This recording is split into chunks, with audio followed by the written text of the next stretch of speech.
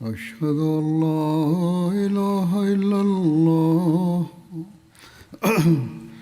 أشهد أن لا إله إلا الله وحده لا شريك له وأشهد أن محمدا عبده ورسوله أما بعد فأعوذ بالله من الشيطان الرجيم بسم الله الرحمن الرحيم الحمد لله رب العالمين الرحمن الرحيم مالك يوم الدين إياك نعبد وإياك نستعين اهدنا الصراط المستقيم صراط الذين أنعمت عليهم غير المغضوب عليهم ولا الضالين.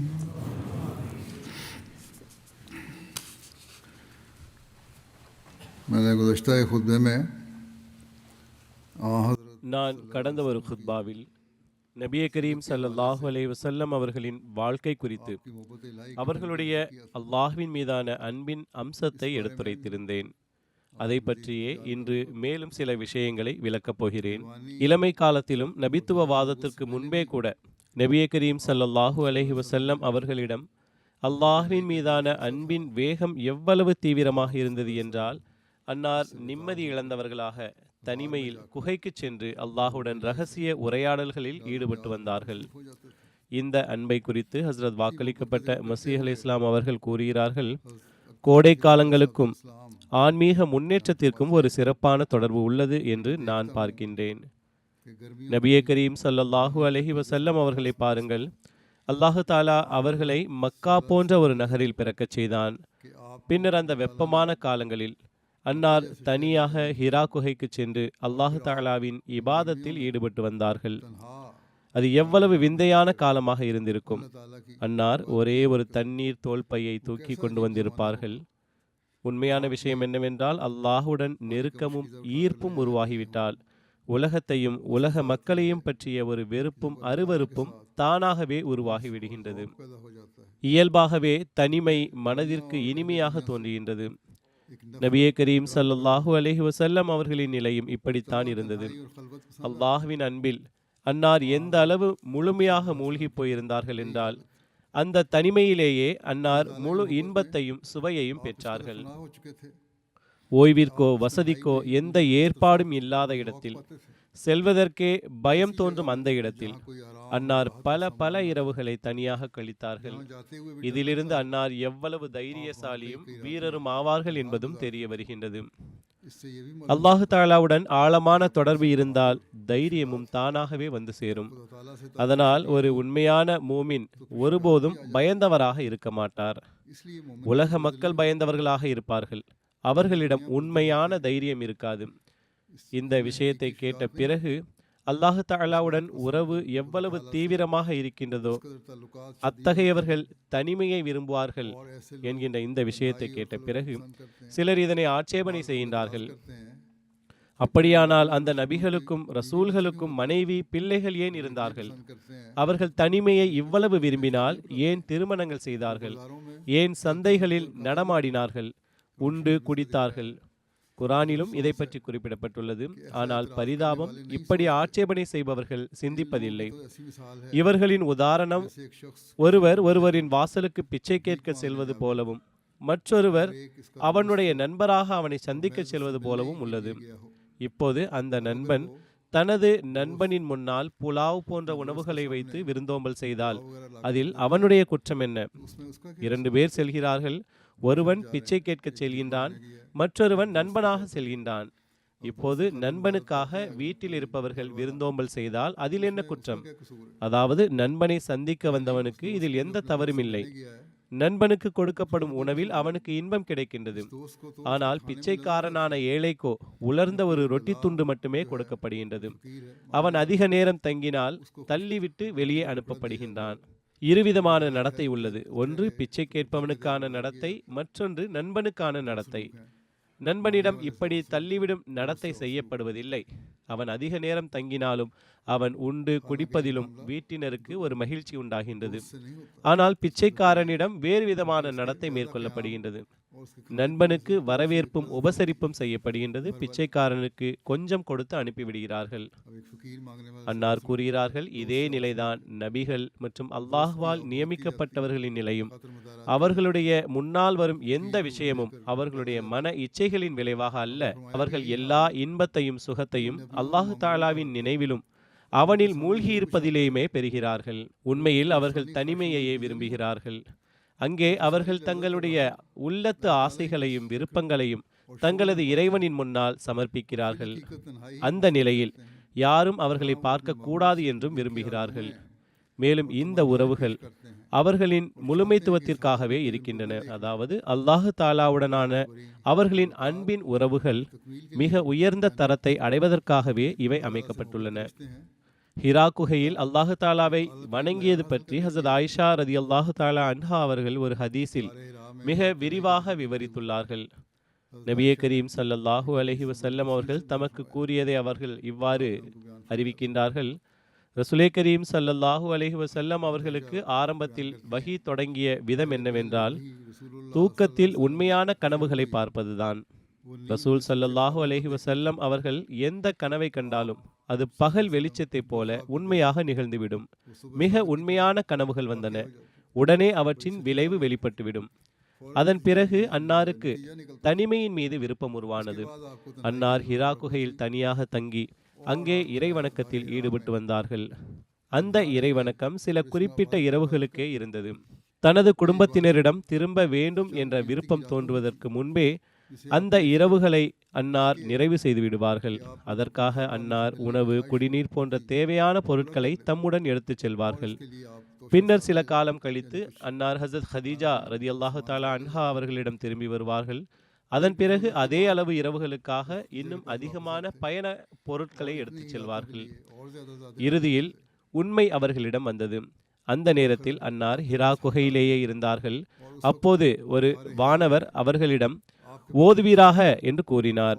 நபியே கரீம் ஸல்லல்லாஹு அலைஹி வஸல்லம் அவர்கள், நான் படிக்க தெரியாதவன் என்று கூறினார்கள். ரசூலே கரீம் ஸல்லல்லாஹு அலைஹி வஸல்லம் அவர்கள் கூறினார்கள் என ஹஸரத் ஆயிஷா அறிவிக்கிறார்கள். அந்த மலக்கு என்னை பிடித்து என் சக்தி முழுமையாக முடியும் வரை பலமாக அழுத்தினார். பின்னர் அவர் என்னை விடுவித்தார். மேலும் மீண்டும் ஓதுவீராக என்று கூறினார். நான் படிக்க தெரியாதவன் என்று கூறினேன். பின்னர் அவர் மீண்டும் என்னை பிடித்து இரண்டாவது முறையாக மிகவும் பலமாக அழுத்தினார். நான் மயக்கமடையும் நிலைக்கு சென்றேன். பின்னர் அவர் என்னை விட்டுவிட்டு மீண்டும் கூறினார், ஓதுவீராக. நான் கூறினேன், நான் படிக்க தெரியாதவனாவேன். பின்னர் அவர் என்னை மூன்றாவது முறையாக பலமாக அழுத்தினார். அதன் பிறகு அவர் என்னை விட்டுவிட்டு கூறினார், இக்ரா பிஸ்மி ரப்பிக்கல்லதி ஹலக் ஹலக்கல் இன்சான மின் அலக் இக்ரா வ ரப்புக்கல் அக்ரம். அதாவது, ஓதுவீராக, உன்னை படைத்த உன் இறைவனின் நாமத்தால். அவன் மனிதனை ஒரு இரத்த கட்டியிலிருந்து படைத்தான். ஓதுவீராக, உம் இறைவன் மிகவும் கண்ணியமிக்கவன். இந்த வசனங்களை பெற்றுக்கொண்டு ரசூலே கரீம் ஸல்லல்லாஹு அலைஹி வஸல்லம் அவர்கள் ஹிரா குகையிலிருந்து திரும்பினார்கள். அன்னார் ஹஸரத் ஹதீஜா ரதியல்லாஹு தஆலா அன்ஹா அவர்களிடம் வீட்டுக்கு வந்தபோது அன்னாருடைய இதயம் பலமாக துடித்து கொண்டிருந்தது. நபியே கரீம் ஸல்லல்லாஹு அலைஹி வஸல்லம் அவர்கள் ஹஸரத் ஹதீஜாவிடம் கூறினார்கள், எனக்கு போர்த்தி விடுங்கள், எனக்கு போர்த்தி விடுங்கள். அதனால் அவர்கள் அன்னாருக்கு போர்வை போர்த்தினார்கள். இதனால் அன்னாருடைய பதற்றம் குறைந்தது. பின்னர் அன்னார் ஹஸரத் ஹதீஜாவிடம் நடந்த அனைத்தையும் கூறினார்கள். மேலும் எனது உயிரை பற்றியே எனக்கு பயம் ஏற்பட்டு விட்டது என்று கூறினார்கள். அதற்கு ஹஸரத் ஹதீஜா ரதியல்லாஹு அன்ஹா, இல்லை, அல்லாஹ்வின் மீது ஆணையாக, அல்லாஹ் உங்களை ஒருபோதும் அவமானப்படுத்த மாட்டான். நீங்கள் உறவுகளை பேணுபவராவீர், பலவீனர்களின் சுமையை சுமப்பவராவீர், மறைந்து போன நற்குணங்களை உயிர்ப்பிப்பவராவீர், விருந்தோம்பல் செய்பவராவீர், சத்தியத்தின் வழியில் ஏற்படும் கஷ்டங்களில் மக்களுக்கு உதவுபவராவீர் என்று கூறினார்கள். அதன் பின்னர் ஹஸரத் ஹதீஜா அவர்களை அழைத்து கொண்டு தனது சிறிய தந்தையின் மகன் வர்கா பின் நௌஃபில் அவர்களிடம் சென்றார்கள். அவர் அசத் பின் அப்துல் உஸ்ஸாவின் மகனாவார். வர்கா மடமையின் காலத்திலேயே கிறிஸ்தவராக மாறியிருந்தார். அவர் எபிரேய மொழியை வாசிக்கவும் எழுதவும் தெரிந்தவராவார். அல்லாஹு தாலா விரும்பியதனை அவர் இஞ்சிலிலிருந்து எபிரேய மொழியில் எழுதி கொண்டிருந்தார். அவர் மிக வயதானவராகவும் கண் பார்வையற்றவராகவும் ஆகியிருந்தார். ஹசரத் ஹதீஜா அவரிடம், என் சிறிய தந்தையின் மகனே, உங்கள் மகனின் பேச்சை கேளுங்கள் என்று கூறினார்கள். அதற்கு வர்கா, என் மகனே, நீங்கள் என்ன கண்டீர்கள்? அப்போது ரசூலே கரீம் ஸல்லல்லாஹு அலைஹி வஸல்லம் அவர்கள் தாம் கண்ட அனைத்தையும் அவருக்கு விளக்கி கூறினார்கள். வர்கா அன்னாரிடம், இவர் அல்லாஹ் தாலா மூசா அலைஹிஸ்ஸலாம் மீது இறக்கிய அதே ஷரியத்தை கொண்டு வரும் மலக்காகும். அந்தோ அந்த காலத்தில் நான் இளமையாக இருந்திருக்க வேண்டுமே. அந்தோ உன் மக்கள் உன்னை நாடு கடத்தும் அந்த நேரத்தில் நான் உயிருடன் இருக்க வேண்டுமே என்று கூறினார். அதற்கு ரசூலே கரீம் ஸல்லல்லாஹு அலைஹி வஸல்லம் அவர்கள் கூறினார்கள், அவர்கள் என்னை வெளியேற்றுவார்களா? வர்கா கூறினார், ஆம், நீ கொண்டு வந்த செய்தியை எடுத்து வந்த எந்த ஒருவரும் இருந்தாலும் அவரிடம் பகைமை காட்டப்படாமல் இருந்ததில்லை. நான் உனது அந்த காலத்தை அடைந்தால் முழு வலிமையுடன் உனக்கு உதவி செய்வேன். அதற்கு பிறகு வர்கா விரைவில் மரணமடைந்தார். அதன் பின்னர் வஹி சில காலத்திற்கு நிறுத்தப்பட்டு இடைநிறுத்தம் செய்யப்பட்டது. ஹஸ்ரத் அக்தஸ் மசீஹ் மவ்ஊத் அலைஹிஸ்ஸலாம் அவர்கள் கூறுகிறார்கள், உண்மையான விஷயம் என்னவென்றால், குர்ஆனே கரீமின் போதனையின்படி ஒரு பக்கம் அல்லாஹு தாலா தனது கருணை, இரக்கம், அருள் மற்றும் தயவுகளை விவரித்து தாம் ரஹ்மான் என்பதை வெளிப்படுத்துகின்றான். மறுபக்கம் அவன் கூறுகின்றான், அன் லைசலில் இன்சானி இல்லா மா சா, மனிதனுக்கு அவன் செய்த முயற்சியின் பயனை தவிர வேறெதுவும் கிடைப்பதில்லை. மேலும் வல்லதீன ஜாஹது ஃபீனா லநஹ்தியன்னஹும் சுபுலனா, எம்மை அடையும் பொருட்டு முயற்சி செய்து போராடுபவரை நிச்சயமாக நாம் எமது வழிகளில் வழி நடத்துவோம். அவர்கள் கூறுகிறார்கள், இவ்வாறு கூறுவதன் மூலம் அல்லாஹு தாலா தனது அருளை மனிதனின் முயற்சி மற்றும் உழைப்பை சார்ந்ததாக ஆக்கிவிட்டான். அதாவது முயற்சி செய்தால்தான் அருள் கிடைக்கும், போராடினால்தான் அருள் கிடைக்கும். மேலும் இந்த விஷயத்தில் சஹாபா ரதியல்லாஹு அன்ஹும் அவர்களின் நடைமுறை நமக்கான ஒரு முன்மாதிரியும் சிறந்த உதாரணமும் ஆகும்.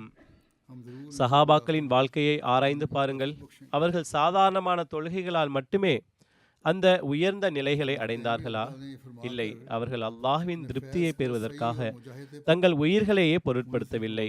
ஆடு மாடுகளைப் போல அல்லாஹ்வின் வழியில் தங்களை அர்ப்பணித்தார்கள். அப்போதுதான் அவர்கள் அந்த உயர்ந்த அந்தஸ்தை அடைந்தார்கள். சஹாபாக்கள் நபியே கரீம் ஸல்லல்லாஹு அலைஹி வஸல்லம் அவர்களின் சந்நிதியில் அல்லாஹ்வின் மீது அன்பை பெற முயற்சி செய்தார்கள். அதற்காக ஒவ்வொரு தியாகத்திற்கும் தயாராக இருந்தார்கள், தியாகங்களை செய்தார்கள். அதன் பின்னர் அல்லாஹ் தாலா அவர்களிடம் திருப்தி அடைந்த அந்த நிலையை அவர்கள் அடைந்தார்கள். மேலும் அவர்கள் கூறுகிறார்கள், நாம் பலரை இப்படிப்பட்டவர்களாக பார்த்துள்ளோம். அவர்கள் என்ன விரும்புகிறார்கள் என்றால், ஒரே ஒரு ஊதலால் அவர்களுக்கு அந்த உயர்ந்த நிலைகள் கிடைத்துவிட வேண்டும், அர்ஷை அடைந்துவிட வேண்டும் என்று நினைக்கின்றார்கள். அன்னார் கூறுகிறார்கள், நமது ரசூலே கரீம் ஸல்லல்லாஹு அலைஹி வஸல்லம் அவர்களை விட உயர்ந்தவர் யார் இருக்க முடியும்? அன்னார் மனிதர்களில் சிறந்தவர், ரசூல்களிலும் நபிகளிலும் சிறந்தவர். அவரே ஒரு ஊதலால் அந்த காரியங்களை செய்யவில்லை என்றால் பிறகு யார் அதை செய்ய முடியும்? பாருங்கள், அன்னார் ஹிரா குகையில் எவ்வளவு தியானங்களை செய்தார்கள், எத்தனை காலம் பணிவுடனும் கண்ணீருடனும் துவா செய்தார்கள் என்பது அல்லாஹ் ஒருவனுக்கே தெரியும். தூய்மை பெறுவதற்கு எவ்வளவு தியாகங்களையும் கடினமான உழைப்புகளையும் மேற்கொண்டார்கள். அதன் காரணத்தினால் தான் அல்லாஹு தஆலாவின் பக்கத்திலிருந்து அருள் இறங்கியது. உண்மையான விஷயம் இதுதான். மனிதன் அல்லாஹ்வின் வழியில் எப்போது வரை தன் மீது ஒரு மரண நிலையையும் மாய்த்தல் என்ற நிலையையும் வரவழைக்காமல் இருக்கின்றானோ அப்போது வரை எந்த கவனமும் ஏற்படுவதில்லை. ஆனால் மனிதன் தனது பக்கத்தில் இருந்து முழுமையான முயற்சியை செய்துவிட்டான் என்றும், என்னை பெறுவதற்காக தன் மீது மரண நிலையை ஏற்படுத்தி கொண்டான் என்றும் அல்லாஹ் காணும்போது, அப்போது அல்லாஹ் தாமே அந்த மனிதன் மேல் வெளிப்படுகின்றான். அவனை அருளால் நன்கு கௌரவித்து தமது வல்லமைகளால் உயர்த்துகிறான். பின்னர் மற்றொரு இடத்தில் அன்னார் கூறுகிறார்கள், நபிகளின் இயல்பு இப்படித்தான் அமைந்துள்ளது. அவர்கள் ஒருபோதும் புகழை விரும்புவதில்லை. எந்த நபியும் புகழை விரும்பியதில்லை. நமது நபியே கரீம் ஸல்லல்லாஹு அலைஹி வஸல்லம் அவர்களும் தனிமையையே விரும்பினார்கள். இறை வணக்கத்திற்காக மனிதர்களிடமிருந்து விலகி ஹிரா குகை எனப்படும் அந்த குகைக்கு சென்றார்கள். அந்த குகை எந்த அளவுக்கு பயங்கரமானதாக இருந்தது எனில் அதில் செல்ல மனிதனுக்கு துணிவு இருக்காது. ஆனால் அங்கு பயத்தால் கூட யாரும் வரமாட்டார்கள் என்பதற்காகவே அன்னார் அந்த இடத்தை விரும்பினார்கள். அன்னார் முழுமையான தனிமையை விரும்பினார்கள், புகழை ஒருபோதும் விரும்பவில்லை. ஆனால் அல்லாஹு தாலாவின் கட்டளை வந்தது, யா ஐயுஹல் முத்தஸிர் கும் ஃபஅன்திர், ஓ போர்வையை போர்த்தி கொண்டவரே எழுந்திரும், எச்சரிக்கை செய்யும். இந்த கட்டளையில் ஒரு கட்டாயம் இருப்பதைப் போல தோன்றுகின்றது. அதனால்தான் கட்டாயத்துடன் இவ்வாறு கட்டளையிடப்பட்டுள்ளது. உங்களுக்கு மிகவும் பிடித்திருந்த அந்த தனிமையை இப்போது விட்டுவிடுங்கள். அல்லாஹு தாலாவின் மீது கொண்ட அன்பு உச்சத்தை அடைந்ததும் அன்னாருடைய முயற்சியும் உச்சத்தை அடைந்தது. அல்லாஹு தாலா அன்னாரை தனது இறுதியான ஷரியத்தை உலகம் முழுவதும் பரப்புவதற்காக அனுப்பினான். அன்னார் கூறுகிறார்கள், இது அல்லாஹு தாலாவின் மீது கொண்ட அன்பும் நேசமும் தான்.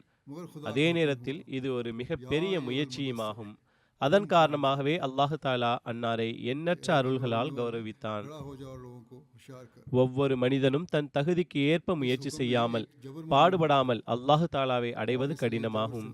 அல்லாஹு தாலாவின் மீது கொண்ட அன்பில் நபியே கரீம் ஸல்லல்லாஹு அலைஹி வஸல்லம் அவர்களின் தொழுகை நிலை எப்படி இருந்தது என்றால், முத்தரிஃப் தனது தந்தையிடமிருந்து அறிவிக்கின்றார்கள், கூறுகிறார்கள், நான் நபியே கரீம் ஸல்லல்லாஹு அலைஹி வஸல்லம் அவர்களிடம் சென்றேன். அன்னார் எந்த அளவுக்கு அழுது மன்றாடி இருந்தார்கள் என்றால் அது பாத்திரத்தில் நீர் கொதிப்பது போல தோன்றியது. இதேபோல் ஹஸரத் ஆயிஷா ரதியல்லாஹு அன்ஹா ஒரு அறிவிப்பில் கூறுகிறார்கள், இதை நான் கடந்த ஒரு ஹுத்பாவில் ஏற்கனவே குறிப்பிட்டிருந்தேன். அன்னார் எந்த அளவு அதிகமாக இபாதத்தில் ஈடுபட்டு வந்தார்கள் என்றால் நீண்ட நேரம் நின்று தொழுவதனால் அன்னாரது கால்கள் வீங்கிவிடும். ஹஸரத் முஸ்லிம் மௌத் ரதியல்லாஹு அன்ஹு அவர்கள் நபியே கரீம் ஸல்லல்லாஹு அலைஹி வஸல்லம் அவர்களின் அன்பையும் இபாதத்தையும் பற்றி ஓரிடத்தில் கூறுகிறார்கள், இந்த பகுதியை நான் முன்பும் ஒரு ஹுத்பாவில் கூறியிருந்தேன், ஆனால் இதில் மேலும் சில விவரங்களும் உள்ளன. அவற்றையும் இப்போது கூறுகிறேன். இதன் மூலம் அல்லாஹு தாலாவின் மீது அன்னார் கொண்டிருந்த ஆழ்ந்த நேசமும் அன்பும் மேலும் தெளிவாகிறது. ஹஸரத் முஸ்லிம் மௌத் ரதியல்லாஹு அன்ஹு அவர்கள் எழுதுகிறார்கள், ஹஸரத் ஆயிஷா ரதியல்லாஹு அன்ஹா கூறுகிறார்கள், நபியே கரீம் ஸல்லல்லாஹு அலைஹி வஸல்லம் அவர்கள் மரண நோயால் பாதிக்கப்பட்டிருந்த போது கடுமையான பலவீனத்தின் காரணமாக மக்களுக்கு தொழுகை நடத்த முடியாத நிலையில் இருந்தார்கள். இதனால் அன்னார் ஹஸரத் அபூபக்கர் ரலியல்லாஹு அன்ஹு அவர்களுக்கு தொழுகை நடத்துமாறு கட்டளையிட்டார்கள். ஹஸரத் அபூபக்கர் ரலியல்லாஹு அன்ஹு தொழுகையை நடத்த தொடங்கிய போது நபியே கரீம் ஸல்லல்லாஹு அலைஹி வஸல்லம் அவர்கள் நிம்மதியை உணர்ந்தார்கள். பின்னர் அன்னார் தொழுகைக்காக வெளியே வந்தார்கள். ஹஸரத் ஆயிஷா ரதியல்லாஹு அன்ஹா கூறுகிறார்கள், ஹஸரத் அபூபக்கர் அவர்களுக்கு தொழுகை நடத்துமாறு கட்டளையிட்ட பின் நோயிலிருந்து நிவாரணம் ஏற்பட்டதால் நபியே கரீம் ஸல்லல்லாஹு அலைஹி வஸல்லம் அவர்கள் சிலரின் ஆதரவுடன் தொழுகைக்காக வெளியே வந்தார்கள். அன்னார் கூறுகிறார்கள், அந்த காட்சி இன்னும் என் கண்முன்னே உள்ளது. கடும் வலியின் காரணமாக அன்னார் நடக்கும்போது அன்னாரது கால்கள் தரையில் பட்டு கொண்டிருந்தன.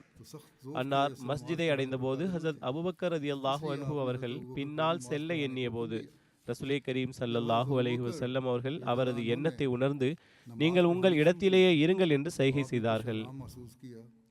பின்னர் நபியே கரீம் ஸல்லல்லாஹு அலைஹி வஸல்லம் அவர்கள் அங்கு கொண்டு வரப்பட்டார்கள். அன்னார் ஹஸரத் அபூபக்கர் ரலியல்லாஹு அன்ஹு அவர்களின் அருகில் அமர்ந்தார்கள். அதன் பின் ரசூலே கரீம் ஸல்லல்லாஹு அலைஹி வஸல்லம் அவர்கள் தொழுகையை ஆரம்பித்தார்கள். ஹஸரத் அபூபக்கர் ரலியல்லாஹு அன்ஹு அவர்கள் நபியே கரீம் ஸல்லல்லாஹு அலைஹி வஸல்லம் அவர்களின் தொழுகையை பின்பற்றி தொழுதார்கள். மற்ற மக்கள் அனைவரும் ஹஸரத் அபூபக்கர் ரலியல்லாஹு அன்ஹு அவர்களின் தொழுகையை பின்பற்றி தொழுதார்கள். இந்த ஹதீஸிலிருந்து எவ்வளவு பயங்கரமான நோய் ஏற்பட்டிருந்தும் அன்னார் அல்லாஹு தாலாவை நினைவு கூர்வதை ஒருபோதும் மறக்கவில்லை என்பது தெளிவாகிறது. பொதுவாக மனிதர்களிடம் சிறிதளவு வேதனை ஏற்பட்டாலே அவர்கள் அனைத்து வழிபாடுகளையும் மறந்துவிடுகிறார்கள் என்பதை காணலாம். கூட்டு தொழுகை மற்றும் பிற கடமைகளை நிறைவேற்றுவதிலும் பலர் அலட்சியம் காட்டுகிறார்கள்.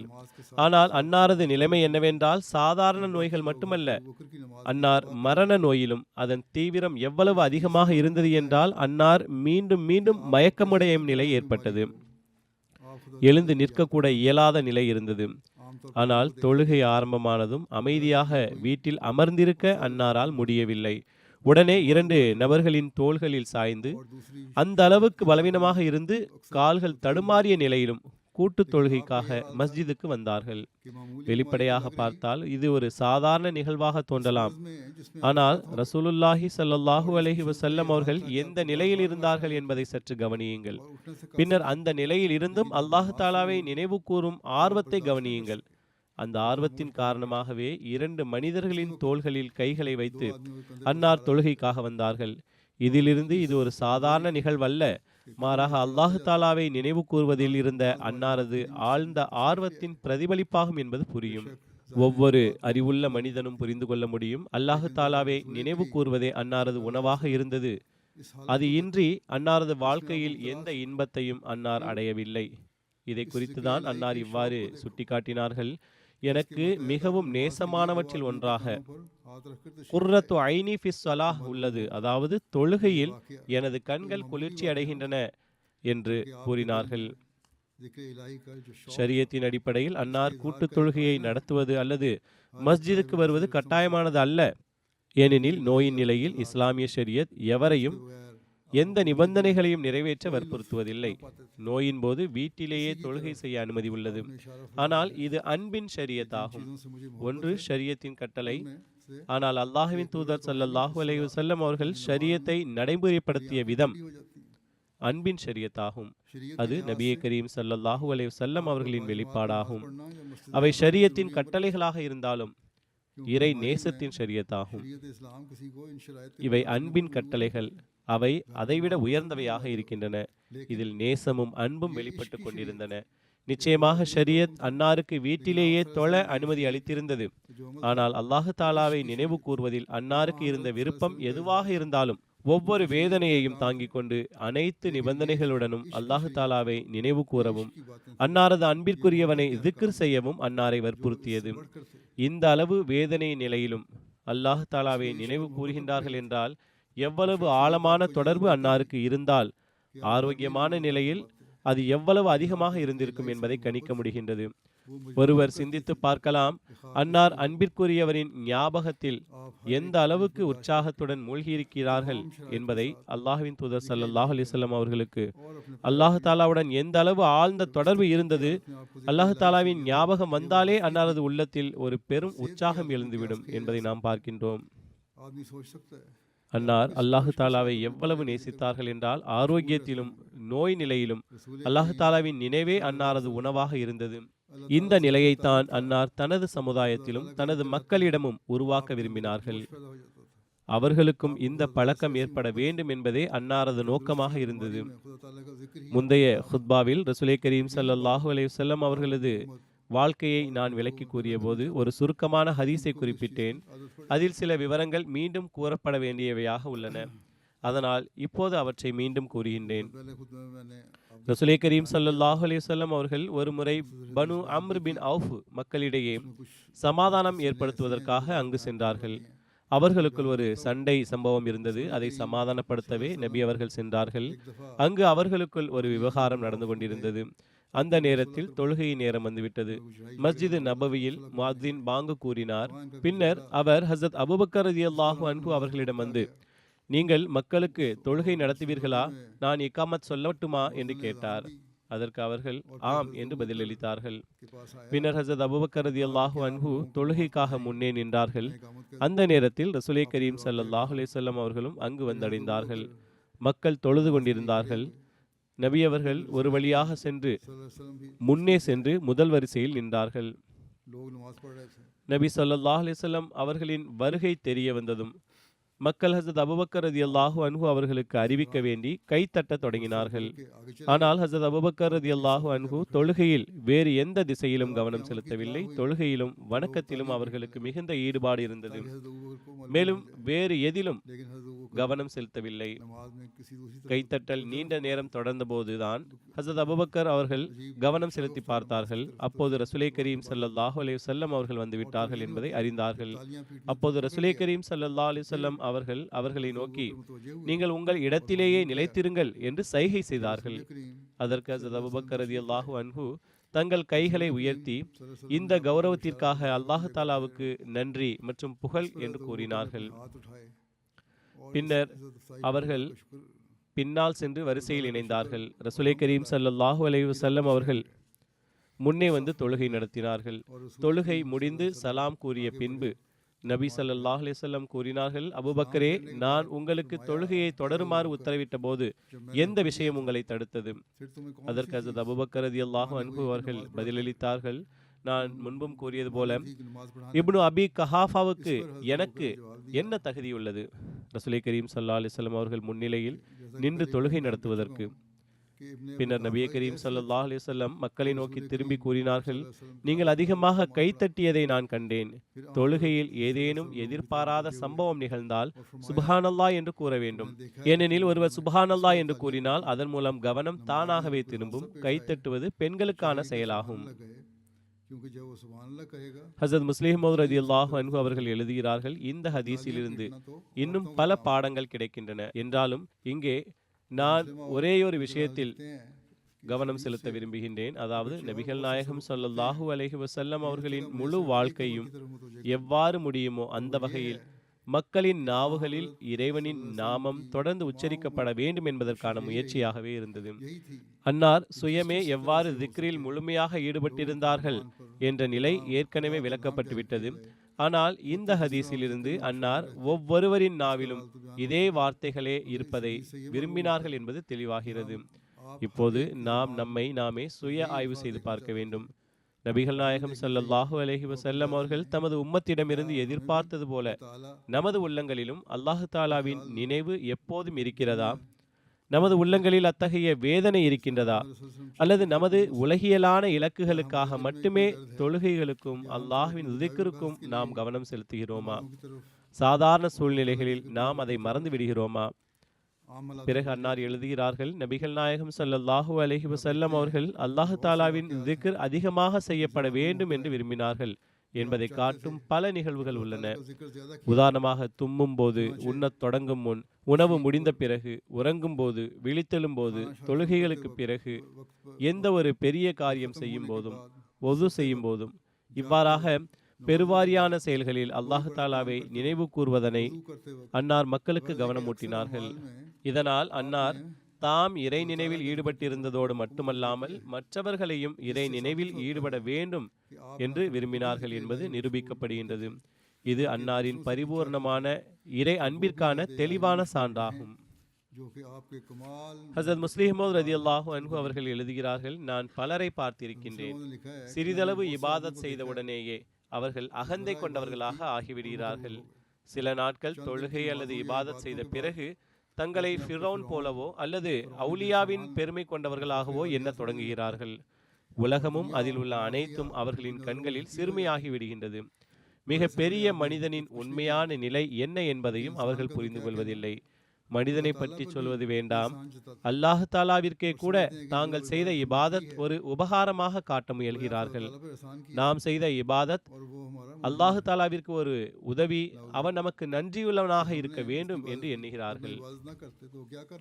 நவுதுபில்லா, நாம் இபாதத் செய்யவில்லை என்றால் அவன் என்ன செய்து விடுவான் என்ற மனநிலையிலேயே பேசுகிறார்கள். இந்த அளவுக்கு செல்லாதவர்கள் இத்தகைய வார்த்தைகளை நேரடியாக சொல்லாதவர்கள் கூட பெரும்பாலும் இபாதத் செய்த பிறகு ஏதோ ஒரு அளவிற்கு அகந்தை வந்துவிடுவதை நான் கண்டிருக்கின்றேன். இபாதத் செய்த பிறகும் தங்களுடைய பணிவான நிலைப்பாட்டில் நிலைத்திருப்பவர்கள் மிகவும் குறைவாகவே இருக்கிறார்கள். ஆனால் இபாதத் செய்த பிறகும் பணிவுடன் நிலைத்திருப்பவர்களே உண்மையான நற்பண்பாளர்களின் கூட்டமாக இருக்கின்றார்கள். அவர்கள் தங்கள் இபாதத்தையும் மறைத்துக் கொள்கிறார்கள், அல்லாஹு தாலாவின் மீது உள்ள அன்பையும் மறைத்துக் கொள்கிறார்கள். மேலும் அல்லாஹு தாலா நமக்கு இபாதத் செய்யும் தௌஃபீக் அளித்ததே ஒரு பெரிய உபகாரம் என்று அதை அல்லாஹ்வின் அருளாகவே கருதுகிறார்கள். இதுவே உண்மையான நல்லவர்களின் கூட்டமாகும். மக்கள் கேட்கிறார்கள், நன்மைகள் யாவை? இன்றைய காலத்தில் குழந்தைகளும் இளைஞர்களும் கூட அடிக்கடி கேட்கிறார்கள், அல்லாஹு தாலா எப்போது திருப்தி அடைகின்றான் என்பதை எவ்வாறு அறியலாம்? அல்லாஹு தாலா எவ்வாறு திருப்தி அடைகின்றான்? நீங்கள் நற்காரியங்களை செய்ய வேண்டும், அது முழுமையாக அல்லாஹு தாலாவின் திருப்திக்காக மட்டுமே இருக்க வேண்டும். மனிதன் தன்னைத்தானே ஆய்வு செய்து பார்க்க முடியும். வெளியில் வேறு ஒருவரை நீதிபதியாக வைத்துக் கொள்ள வேண்டிய அவசியம் இல்லை. ஒருவர் தாம் செய்யும் நற்காரியங்கள் அல்லாஹு தாலாவிற்காகவே செய்கிறேன் என்று தம் உள்ளத்தில் உணர்கிறான் என்றால் அவை நிச்சயமாக அல்லாஹு தாலாவிற்கு பிடித்தவையாகவே இருக்கும். அன்னார் மேலும் எழுதுகிறார்கள், அப்படியென்றால் நற்குணங்களின் தலைவரும் நபிமார்களின் உச்சநிலை பெற்றவருமான நபிகள் நாயகம் ஸல்லல்லாஹு அலைஹி வஸல்லம் அவர்களின் நிலை எப்படிப்பட்டதாக இருக்கும் என்பதை நீங்கள் எண்ணி பார்க்கலாம். அன்னார் அனைத்து நற்பண்புகளையும் தன்னகத்தை கொண்டவர்களாகவும் அனைத்து நற்குணங்களின் ஊற்றாகவும் இருந்தார்கள். இறை வணக்கத்தை அகந்தைக்காக அல்லது பெருமைக்காக செய்வது பற்றி சொல்லவே வேண்டாம். அவர்கள் அல்லாஹு தாலாவிற்கு எவ்வளவு அதிகமாக அடிமைத்தனத்தை நிறைவேற்றினார்களோ அதே அளவிற்கு அவர்களின் ஆர்வத்தின் நெருப்பு இன்னும் தீவிரமாகியது. தாம் செய்த இபாதத்தின் மூலம் அல்லாஹு தாலாவை தமக்கு கடன்பட்டவனாக ஆக்குவதற்கு பதிலாக அவர்கள் தாமே நாணம் கொண்டவர்களாக இருந்தார்கள். யா அல்லாஹ், நான் இவ்வளவு இபாதத் செய்யும் தௌஃபீக் பெற்றது கூட உன் அருளால் தான் என்று எண்ணினார்கள். அன்னாரது இறை வணக்கத்தில் நிலைப்புத்தன்மை இருந்தது. ஒரு பகுதி நேரம் இபாதத்தில் செலவிட்ட பிறகு இது அல்லாஹு தாலாவின் மிகப்பெரிய அருள், இதற்கு நன்றி செலுத்துவது அவசியம் என்று நினைப்பார்கள். அந்த நன்றியை செலுத்தும் உணர்விலேயே தன்னிச்சையாக இன்னும் சில வணக்கங்களை செய்வார்கள். அதையும் அவர்கள் அல்லாஹு தாலாவின் ஒரு அருளாகவே கருதுவார்கள்.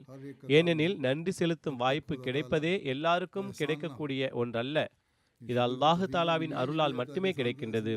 அதாவது நன்றி செலுத்தும் வாய்ப்பு கிடைத்தது கூட அல்லாஹு தாலாவின் அருளால் தான். பின்னர் இன்னும் அதிகமான ஆர்வம் வெளிப்படும். அதன் பிறகு அவர்கள் தமது இறைவனின் இபாதத்தில் மேலும் முழுமையாக ஈடுபடுவார்கள். இந்த இறை வணக்கத்தின் தொடர் எவ்வளவு பரந்ததாக இருந்தது! பலமுறை இறை வணக்கம் செய்து கொண்டிருக்கும் போது அன்னாரின் கால்கள் வீங்கிவிடும். சஹாபாக்கள் கேட்டார்கள், யா ரசூலல்லாஹ், இவ்வளவு இபாதத் செய்வதற்கு உங்களுக்கு என்ன தேவையுள்ளது? உங்கள் பாவங்கள் எல்லாம் மன்னிக்கப்பட்டு விட்டதே. அதற்கு அன்னார் அளித்த பதில், நான் நன்றி செலுத்தக்கூடாதா என்றே இருந்தது. ஹஸரத் முகீரா பின் ஷுஅபா அவர்கள் கூறுகிறார்கள், நபிகள் நாயகம் ஸல்லல்லாஹு அலைஹி வஸல்லம் அவர்கள் தொழுகைக்காக நிற்கும் போது மிகவும் நீண்ட நேரம் நிற்பார்கள். இதற்கு முன் கூறப்பட்ட ஹதீஸில் அவர்களின் பாதங்கள் அல்லது கால் தசைகள் வீங்கிவிடும் என்று வருகின்றது. மக்கள் அவர்களிடம், நீங்கள் ஏன் இப்படி செய்கிறீர்கள் என்று கேட்டால் அன்னார், நான் நன்றி செலுத்தும் அடிமையாக இருக்கக்கூடாதா என்று பதிலளிப்பார்கள். அல்லாஹ் அல்லாஹ், என்ன ஒரு அன்பு, என்ன ஒரு நேசம், என்ன ஒரு காதல்! அல்லாஹு தாலாவின் நினைவில் அவர்கள் நிற்கிறார்கள். தங்கள் உடல் பற்றிய உணர்வே அவர்களுக்கு இருக்கவில்லை. இரத்த ஓட்டம் கீழ் நோக்கி சென்று அவர்களின் கால்கள் வீங்கி விடுகின்றன. ஆனால் அந்த அன்பு அந்த வேதனையின் பக்கம் சிந்திக்கவே விடுவதில்லை. சுற்றியுள்ளவர்கள் இதை கண்டு ஆச்சரியப்படுகிறார்கள். அவர்கள் நபிகள் நாயகம் ஸல்லல்லாஹு அலைஹி வஸல்லம் அவர்களின் வலியை உணர்ந்து தாங்களே வேதனைப்படுகிறார்கள். அன்னாரை எச்சரித்து, நீங்கள் ஏன் இப்படி செய்கிறீர்கள்? ஏன் உங்களை இவ்வளவு சிரமத்தில் ஆழ்த்துகிறீர்கள்? உங்கள் உடல்நலம், ஓய்வு ஆகியவற்றையும் கவனிக்க வேண்டாமா என்று கூறுகிறார்கள். ஆனால் அந்த வழி மற்றவர்களை நிம்மதியிழக்கச் செய்தாலும் நபிகள் நாயகம் ஸல்லல்லாஹு அலைஹி வஸல்லம் அவர்கள் மீது எந்த பாதிப்பையும் ஏற்படுத்தவில்லை. இபாதத்தில் சற்றே சோம்பல் காட்டுவதற்கோ இனி இவ்வளவு நீண்ட நேரம் இறைவனை நினைத்து நிற்பதை விட்டுவிடுவதற்கோ பதிலாக அவர்கள் அந்த ஆலோசனையை விரும்பாமல் இப்படி பதிலளித்தார்கள், நான் அல்லாஹு தாலாவுக்கு நன்றி செலுத்தும் அடிமையாக இருக்கக்கூடாதா? அவன் என் மீது இவ்வளவு உபகாரம் செய்கின்றான், இவ்வளவு அருள்களை வழங்குகிறான், இவ்வளவு கருணையுடன் என்னை நடத்துகிறான். அப்படி இருக்க அந்த நன்மைகளுக்கு பதிலாக நான் அவனது நாமத்தை உச்சரிக்க கூடாதாம்? அவனது அடிமைத்தனத்தில் குறைகாட்ட தொடங்கிவிட வேண்டுமா? என்ன ஒரு பணிவு நிறைந்த பதில்! என்ன ஒரு நன்றியுணர்வை வெளிப்படுத்தும் சொற்கள்! இது நபிகள் நாயகம் ஸல்லல்லாஹு அலைஹி வஸல்லம் அவர்களின் தூய உள்ளத்தின் உணர்வுகளை எவ்வளவு அழகாக வெளிப்படுத்துகிறது! இறைவனின் நினைவும் திக்ரும் பற்றிய இந்த துடிப்பு வேறு யாருடைய உள்ளத்தில் இருக்கின்றது? வேறு யாராவது இதற்கு சமமான ஒரு எடுத்துக்காட்டை வழங்க முடியுமா? எந்த ஒரு சமூகத்தின் பெரியவராவது அன்னாரின் இஹ்லாசுடன் போட்டியிட முடியுமா? ஆனால் கவனியுங்கள், அன்னார் இதை தாமே செய்ததோடு மட்டும் நின்றுவிடவில்லை, தமது சமுதாயத்திடமிருந்தும் இதையே எதிர்பார்த்தார்கள். பின்னர் இதே தொடரில் ஹஸரத் முஸ்லிம் மவ்ஊத் ரலியல்லாஹு அன்ஹு அவர்கள் கூறுகிறார்கள், நபிகள் நாயகம் ஸல்லல்லாஹு அலைஹி வஸல்லம் அவர்கள் தங்கள் பணிகளில் எவ்வாறு எப்போதும் ஈடுபட்டிருந்தார்கள் என்பதை பற்றி கூறுகிறார்கள். அன்னார் வெறும் வணக்கத்தை மட்டும் செய்து பிறகு மற்ற எல்லா பணிகளும் முடிந்துவிட்டது என்று நினைப்பவர் அல்லர். அதேபோல் இரவில் வணக்கத்திற்காக எழுந்து நின்றுவிட்டு பகல் முழுவதும் உறங்கிக் கொண்டிருப்பவரும் அல்லர். ஏனெனில் அப்படியானால் அந்த ஆர்வமும் ஏக்கமும் தெளிவாக தெரிந்திருக்காது. உண்மை என்னவென்றால் பகல் முழுவதும் கூட அல்லாஹ்வின் நாமத்தை பரப்பவும் அவனது கட்டளைகளையும் கீழ்ப்படிதலையும் நடைமுறையில் கொண்டு வரவும் அன்னார் முயன்று கொண்டிருந்தார்கள். நபிகள் நாயகம் ஸல்லல்லாஹு அலைஹி வஸல்லம் அவர்கள் தாமே 5 நேரங்களிலும் இமாமாக இருந்து தொழுகையை நடத்தினார்கள். தொலைதூரத்திலிருந்து வந்த தூதர்கள் மற்றும் பிரதிநிதிகளுடன் தாமே சந்தித்து அவர்களது கோரிக்கைகளுக்கு பதிலளித்தார்கள். போர்க்களங்களில் கூட தாமே தலைமையேற்று நடத்தினார்கள். சஹாபாக்களுக்கு குர்ஆன் கரீமின் கல்வியையும் தாமே வழங்கினார்கள். நீதிபதியாகவும் தாமே இருந்தார்கள். மக்களுக்கிடையே நாள் முழுவதும் எழும் சண்டை தகராறுகளுக்கு தீர்ப்பளித்தார்கள். செல்வங்களின் நிர்வாகம், பைத்துல் மாலின் நிர்வாகம், நாட்டின் நிர்வாகம், இஸ்லாம் மார்க்கத்தின் நடைமுறைப்படுத்துதல், மனைவிகளின் உரிமைகளை நிறைவேற்றுதல், பின்னர் வீட்டு பணிகளிலும் கலந்து கொள்வது, இவை அனைத்தையும் பகல் நேரத்தில் செய்தார்கள். இந்த அனைத்தையும் செய்து முடித்த பிறகு சோர்ந்து படுக்கையில் விழுந்து சூரியன் உதிக்கும் வரை எழாமல் இருப்பதற்கு பதிலாக மீண்டும் மீண்டும் எழுந்து அமர்ந்து அல்லாஹு தாலாவின் தஸ்பீ செய்தார்கள், தஹ்மீத் செய்தார்கள். பாதி இரவு கடந்த பின் எழுந்து ஒது செய்து நாலாபுரமும் அமைதியும் நிசப்தமும் சூழ்ந்திருக்கும் வேளையில் தமது இறைவனின் முன்னிலையில் மிகுந்த தாழ்மையுடனும் பணிவுடனும் நின்று குரானை ஓதினார்கள். மேலும் எவ்வளவு நீண்ட நேரம் நிற்பார்கள் என்றால் அவர்களின் கால்கள் வீங்கிவிடும். இத்தகைய நிலையில் அப்துல்லா பின் மசூத் அவர்கள் கூறுகிறார்கள், ஒருமுறை நானும் நபிகள் நாயகம் ஸல்லல்லாஹு அலைஹி வஸல்லம் அவர்களுடன் தொழுகையில் நின்றேன். எந்த அளவுக்கு சிரமமாக இருந்தது என்றால் நான் தொழுகையை முறித்துக்கொண்டு ஓடிவிடலாம் என்று தோன்றியது. ஏனெனில் என் கால்கள் இனி அந்த அளவு பாரத்தை தாங்க முடியவில்லை. என் சக்திக்கு அப்பாற்பட்டதாக இருந்தது நீண்ட நேரம் நிற்பது. இதனை கூறுபவர் ஒரு இளைஞர். நபிகள் நாயகம் ஸல்லல்லாஹு அலைஹி வஸல்லம் அவர்களை விட வயதில் மிகவும் இளையவர்.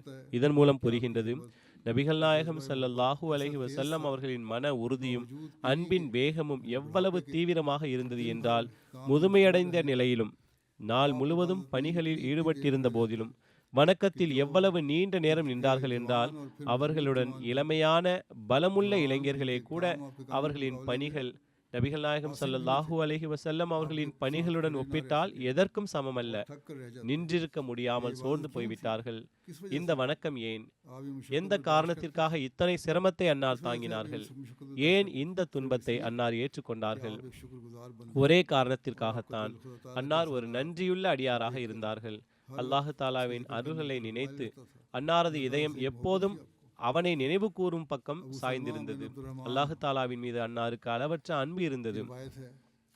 அபு சல்மா பின் அப்துல் ரஹ்மான் அவர்கள் அறிவிக்கின்றார்கள், அவர்கள் ஹஸரத் ஆயிஷா ரலியல்லாஹு அன்ஹா அவர்களிடம் ரமலான் மாதத்தில் அல்லாஹ்வின் தூதர் ஸல்லல்லாஹு அலைஹி வஸல்லம் அவர்களின் தொழுகை எவ்வாறு இருந்தது என்று கேட்டார்கள். இப்போது இன்னும் ஒரு மாதத்தில் ரமலான் வரவுள்ளது. நாம் ரமலானில் மட்டுமல்ல, அதற்கு முன்பே கூட இபாதத்துகளை செய்ய வேண்டும். ஹஸரத் ஆயிஷா ரலியல்லாஹு அன்ஹா அவர்கள் கூறினார்கள், ரசூல் ஸல்லல்லாஹு அலைஹி வஸல்லம் அவர்கள் ரமலானிலும் ரமலானுக்கு அப்பாற்பட்ட எந்த மாதத்திலும் 11 ரக்கத்துகளை விட அதிகமாக தொழுததில்லை. அந்த தொழுகை எவ்வாறு இருந்தது என்றால், அன்னாரது தொழுகையின் அழகையும் நீளத்தையும் பற்றி கேட்கவே வேண்டாம். 4 ரக்கத்துகள் தொழுவார்கள். அவை மிக அழகாகவும் மிக நீளமாகவும் இருக்கும். பின்னர் மீண்டும் 4 ரக்கத்துகள் தொழுவார்கள். அவற்றின் அழகையும் நீளத்தையும் பற்றி கேட்க வேண்டாம். பின்னர் 3 ரக்கத்துகள் வித்ரு தொழுவார்கள். கூறினேன், யா ரசூலல்லாஹ், நீங்கள் வித்ரு தொழுவதற்கு முன் உறங்குகிறீர்களா? அதாவது 4 ரக்கத்துகள் தொழுது சிறிது நேரம் ஓய்வெடுத்து பின்னர் வித்ரு தொழுகிறீர்களா? அதற்கு ரசூல் ஸல்லல்லாஹு அலைஹி வஸல்லம் அவர்கள் கூறினார்கள், என் கண்கள் உறங்குகின்றன, ஆனால் என் இதயம் உறங்குவதில்லை. அது அல்லாஹு தாலாவின் அன்பில் விழித்திருக்கின்றது என்று கூறினார்கள். ஹஸரத் வாக்களிக்கப்பட்ட மஸீஹ் அலைஹிஸ்ஸலாம் அவர்கள் ரசூல் ஸல்லல்லாஹு அலைஹி வஸல்லம் அவர்களின் வாழ்வை விளக்கும் போது அவர்களின் இறை நெருக்கம் பற்றி இவ்வாறு கூறுகிறார்கள்.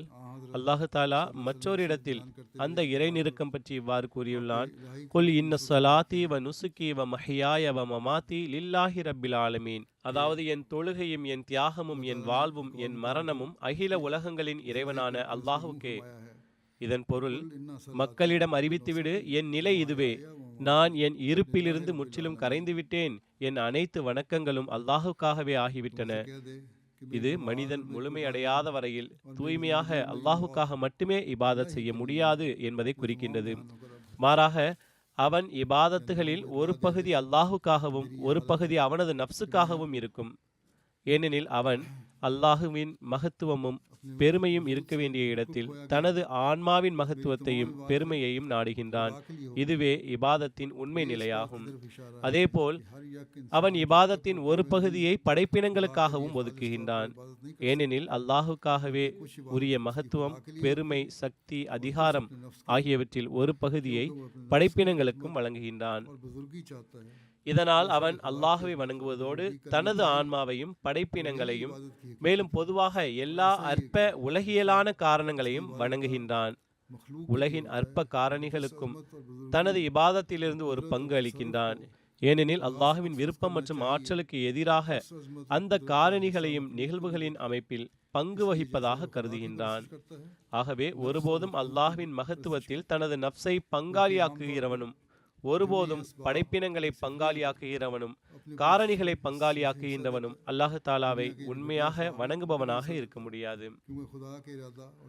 உண்மையாக வணங்குபவன் யார் என்றால், அல்லாஹுவின் அனைத்து மகத்துவங்களையும் அனைத்து பெருமைகளையும் அனைத்து அதிகாரங்களையும் முழுமையாக அல்லாஹுக்கே வழங்குகிறவனே ஆவான், வேறு எவனும் அல்லன். இந்த ஏகத்துவ நிலைக்கு மனிதனின் இபாதத் சென்றடைந்த பிறகே அவன் உண்மையாக அல்லாஹுவை வணங்குபவன் என்று அழைக்கப்படுவான்.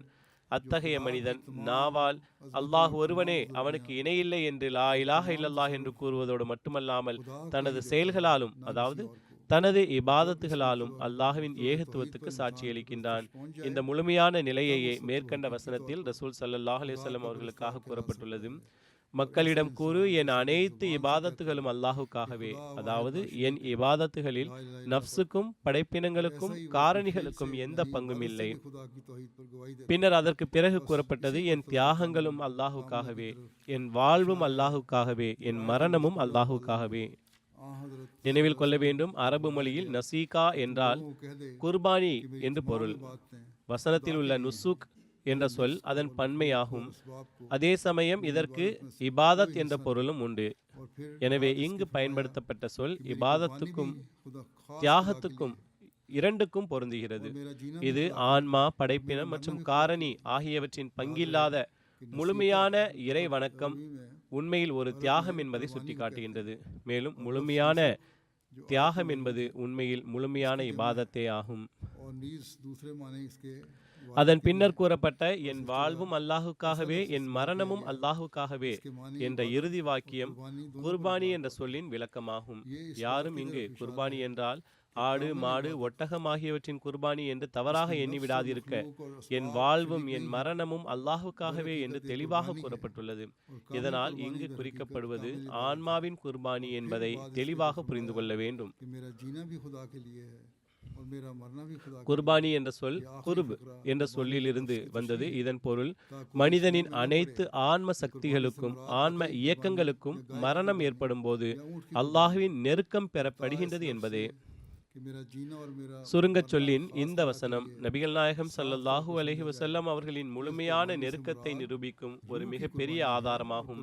அல்லாஹுடன் அவர்களுக்கு உச்சத்திலும் உச்சமான முழுமையான நெருக்கம் இருந்தது. இந்த வசனம் இதனை வெளிப்படுத்துகின்றது. நபிகள் நாயகம் ஸல்லல்லாஹு அலைஹி வஸல்லம் அவர்கள் அல்லாஹ்வில் எந்த அளவு மூழ்கி லயித்து போயிருந்தார்கள் என்றால், அவர்களின் வாழ்க்கையின் ஒவ்வொரு சுவாசமும் அவர்களின் மரணமும் முழுவதும் அல்லாஹ்விற்காகவே ஆகிவிட்டது. அவர்களின் இருப்பில் நப்ஸ் எனப்படும் சுய இச்சை, படைப்புகள் அல்லது காரணிகள் ஆகியவற்றின் எந்த பங்கும் மீதம் இருக்கவில்லை. அவர்களின் ஆன்மா அல்லாஹ்வின் வாசலில் எவ்வளவு கலப்பற்றவாறு வீழ்ந்திருந்தது, அதில் பிறவற்றின் ஓர் அணுவளவும் கலப்பும் கூட எஞ்சியிருக்கவில்லை. ஹஸரத் அக்தஸ் மஸீஹ் மவ்ஊத் அலைஹிஸ்ஸலாம் அவர்கள் மற்றொரு இடத்தில் கூறுகிறார்கள், அல்லாஹ் தாலா சில விஷயங்களை அனுமதிக்கப்பட்டவையாக ஆக்கியிருந்தாலும் அதன் பொருள் மனிதன் தனது முழு வாழ்நாளையும் அதிலேயே கழிக்க வேண்டும் என்பதல்ல. அல்லாஹ் தாலா தனது அடியார்களின் பண்பை பற்றி இவ்வாறு கூறுகின்றான், வல்லதீன யபீதூன லிரப்பிஹிம் சுஜ்ஜதம் வ கியாமா, அதாவது தங்கள் இறைவனுக்காக இரவுகளை சஜ்தாவிலும் நின்ற நிலையிலும் கழிப்பவர்கள். அவர்கள் தங்கள் இறைவனுக்காக முழு இரவையும் சஜ்தாவிலும் கியாமிலும் கழிக்கிறார்கள். இப்போது பாருங்கள், இரவு பகல் மனைவிகளிலேயே மூழ்கி கிடப்பவன் அல்லாஹ்வின் விருப்பத்திற்கு ஏற்ப இரவை எவ்வாறு வழிபாட்டில் கழிக்க முடியும்? அவன் அந்த மனைவிகளை என்ன செய்கின்றான்? அவன் அல்லாஹுக்கு இணையாக ஒருவரை உருவாக்குவது போலாகின்றது. நபிகள் நாயகம் ஸல்லல்லாஹு அலைஹி வஸல்லம் அவர்களுக்கு 9 மனைவிகள் இருந்தனர். இருந்த போதிலும் அன்னார் முழு இரவுகளையும் அல்லாஹ்வின் வணக்கத்தில் கழித்தார்கள். ஓரிரவு ஹஸரத் ஆயிஷா சித்திகா ரலியல்லாஹு அன்ஹா அவர்களின் முறை இருந்தது. இரவின் ஒரு பகுதி கடந்த பின் ஹஸரத் ஆயிஷா அவர்கள் கண் விழித்தார்கள். பார்த்தபோது நபிகள் நாயகம் ஸல்லல்லாஹு அலைஹி வஸல்லம் அவர்கள் அருகில் இல்லை. உடனே அவர்களுக்கு சந்தேகம் ஏற்பட்டது, ஒருவேளை அன்னார் வேறு மனைவியின் வீட்டிற்கு சென்றிருப்பார்களோ என்று. அவர்கள் எழுந்து ஒவ்வொரு வீட்டிலும் தேடினார்கள், ஆனால் அவர்களை காணவில்லை.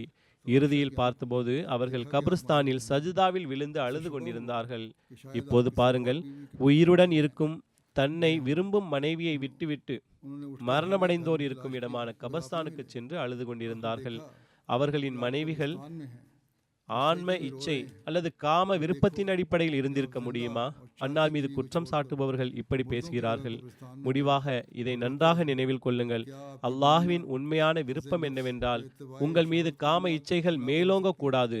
தக்வாவின் நிறைவை அடைய உண்மையான தேவையாக இருந்தால் இன்னொரு திருமணம் செய்து கொள்ளலாம். இது ஒரு பொதுவான அறிவுரையாகவும் ஜமாத்தின் உறுப்பினர்களுக்கும் அன்னார் கூறியுள்ளார்கள். தக்வாவை கருத்தில் கொண்டு மனைவிகள் தேவைப்பட்டால் முடித்துக் கொள்ளுங்கள். ஆனால் தனிப்பட்ட ஆசைகள், காம இச்சைகள் காரணமாக திருமணங்கள் செய்யப்படுவதோ அல்லது அதிகமான மனைவிகள் முடிப்பது என்பதோ அல்ல. இன்றைய தினங்களில் இது குறித்து புகார்களும் வருகின்றன. இஸ்லாம் இதற்கு அனுமதி அளிப்பதில்லை. தேவை நியாயமானதாக இருக்க வேண்டும். இதன் காரணமாகத்தான் இஸ்லாம் மீது குற்றச்சாட்டு எழுகிறது.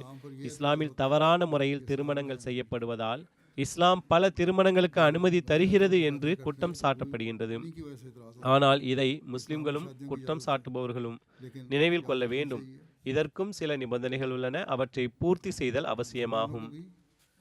ஓர் அறிவிப்பில் வருகின்றது, ஹஸரத் அனஸ் ரலியல்லாஹு அன்ஹு அவர்கள் அறிவிக்கின்றார்கள், நபிகள் நாயகம் ஸல்லல்லாஹு அலைஹி வஸல்லம் அவர்கள் கூறினார்கள், நான் முன்பும் இந்த ஹதீஸை ஒரு ஹுத்பாவில் எடுத்து கூறியிருந்தேன். பௌதீக விஷயங்களில் எனக்கு மனைவி மற்றும் நறுமணம் விருப்பமானவை. ஆனால் எனக்கு மிக அதிகமாக விருப்பமானதும் என் கண்களின் குளிர்ச்சியாக இருப்பதும் தொழுகையே. இதற்கான ஒரு விரிவான விளக்கம் ஹஸரத் முஸ்லிம் ரலியல்லாஹு அன்ஹு அவர்களிடமிருந்து கிடைக்கின்றது. அதனை நான் இங்கு மீண்டும் பதிவு செய்கின்றேன். அன்னார் இதை பற்றி விளக்கி கூறியிருப்பது, குர்ரத்து ஐனி ஃபிஸ் ஸலாஹ், அதாவது தொழுகையில்தான் என் கண்களின் குளிர்ச்சி வைக்கப்பட்டுள்ளது. இது இஸ்லாமிற்கு பிற மதங்களுடன் ஒப்பிடும்போது கிடைத்துள்ள ஒரு தனிச்சிறப்பாகும். உலகத்தில் தொழுகை போன்ற முறையான ஒழுங்குடன் அமைந்த வழிபாடு வேறு எந்த சமுதாயத்திலும் இல்லை. முந்தைய அனைத்து மதங்களும் வெளிப்புற அசைவுகளுக்கு அதிக முக்கியத்துவம் கொடுத்துள்ளன, அல்லது அவர்களுடைய வழிபாட்டு நேரங்கள் மிகுந்த இடைவெளியுடன் அமைக்கப்பட்டுள்ளதால் ஆன்மீகம் பலவீனம் அடைந்து விடுகின்றது. ஆனால் இஸ்லாம் மட்டுமே அதன் பின்பற்றுபவர்களை ஒரு நாளில் 5 முறை வழிபாட்டிற்காக அழைக்கும் மதமாகும். எந்த மதமும் இதுபோல் இல்லை.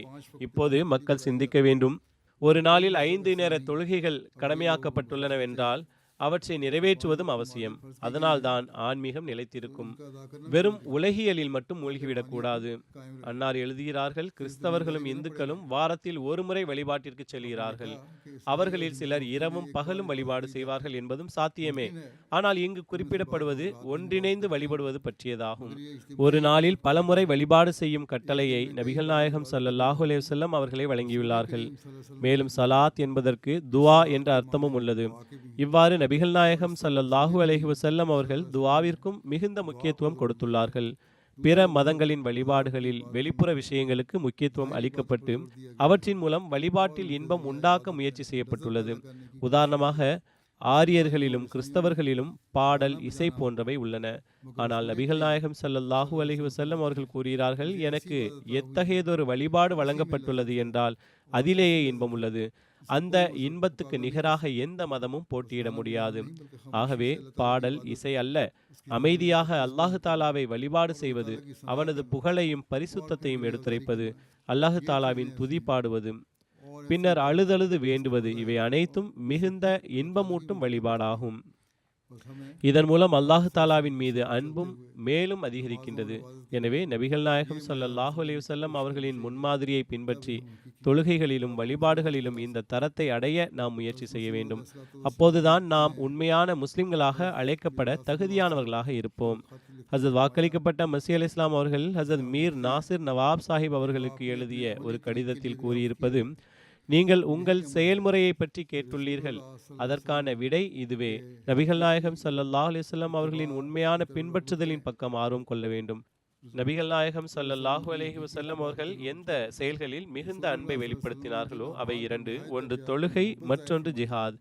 தொழுகை பற்றியதாக நபிகள் நாயகம் ஸல்லல்லாஹு அலைஹி வஸல்லம் அவர்கள் கூறியிருப்பது, குர்ரத்து ஐனி ஃபிஸ் ஸலாஹ், அதாவது என் கண்களின் குளிர்ச்சி தொழுகையில் வைக்கப்பட்டுள்ளது. ஜிஹாத் பற்றி கூறுகிறார்கள், நான் அல்லாஹு தாலாவின் வழியில் கொல்லப்பட வேண்டும், பின்னர் உயிர்ப்பிக்கப்பட வேண்டும், மீண்டும் கொல்லப்பட வேண்டும், மீண்டும் உயிர்ப்பிக்கப்பட வேண்டும், மீண்டும் கொல்லப்பட வேண்டும் என்ற ஆசையை நான் வைத்துள்ளேன். இந்த விளக்கத்திற்கு பிறகு கூறுகிறார்கள், இந்த காலத்தில் ஜிஹாத் ஆன்மீக வடிவம் பெற்றுள்ளது. அந்த வடிவிலான ஜிஹாத் என்னவென்றால் இஸ்லாமின் கலிமாவை உயர்த்த முயற்சி செய்வது.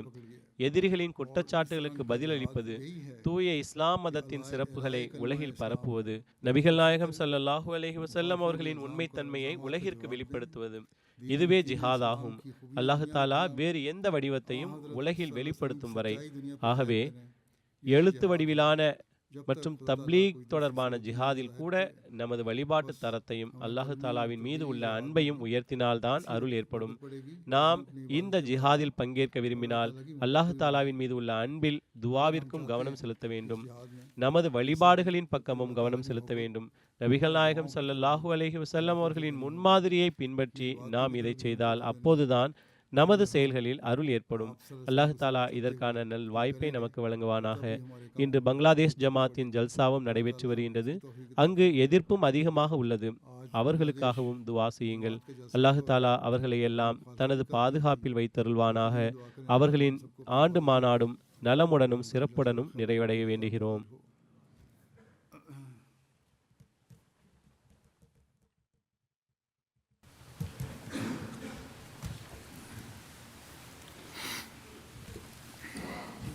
الحمد لله نحمده ونستعينه ونستغفره ونؤمن به ونتوكل عليه ونعوذ بالله من شرور أنفسنا ومن سيئات أعمالنا من يهده الله فلا مضل له ومن يضلل فلا هادي له ونشهد أن لا إله إلا الله ونشهد أن محمدا عبده ورسوله عباد الله رحمكم الله إن الله يأمر بالعدل والإحسان وإيتاء ذي القربى وينهى عن الفحشاء والمنكر والبغي يعظكم لعلكم تذكرون اذكروا الله يذكركم وادعوه يستجب لكم ولذكر الله أكبر.